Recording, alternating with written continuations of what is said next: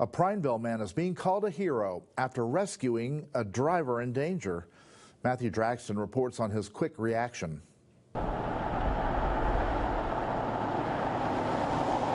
Tire treads on the hillside and debris in a Prineville field were still visible 4 days after a serious accident. I was the only one that actually responded to the noise and came down here.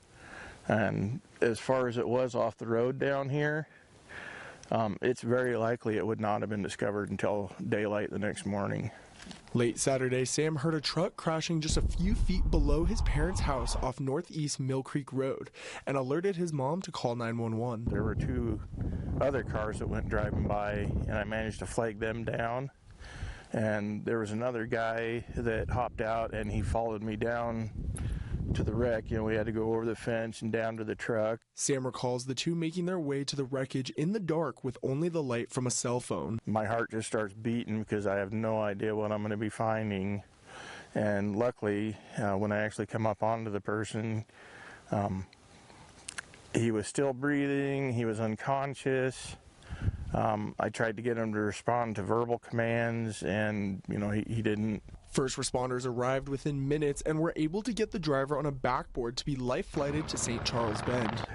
There was a lot of relief, but also there's that numbness of, you're not quite sure how to react. And so, it was just like sitting there watching the helicopter fly in, and you're just like, wow, that just happened.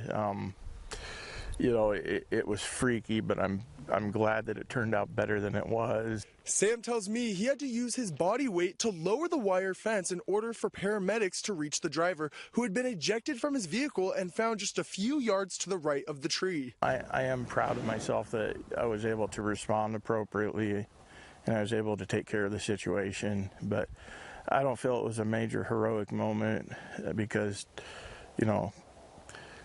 I did what needed to be done. Sam tells me a few years back he was in a similar situation, and if it weren't for a passerby, he may not have survived his own car accident. His training as a Boy Scout was also key. It all goes back to the golden rule, do unto others as you would have others do unto you. Again, just react to things. Don't assume somebody else is going to do it. Authorities believe speed was a factor in the crash, and the investigation is ongoing. We reached out to St. Charles Bend and the Crook County Sheriff's Office, but were not able to get an update on the driver's condition. Matthew Draxton, News Channel 21.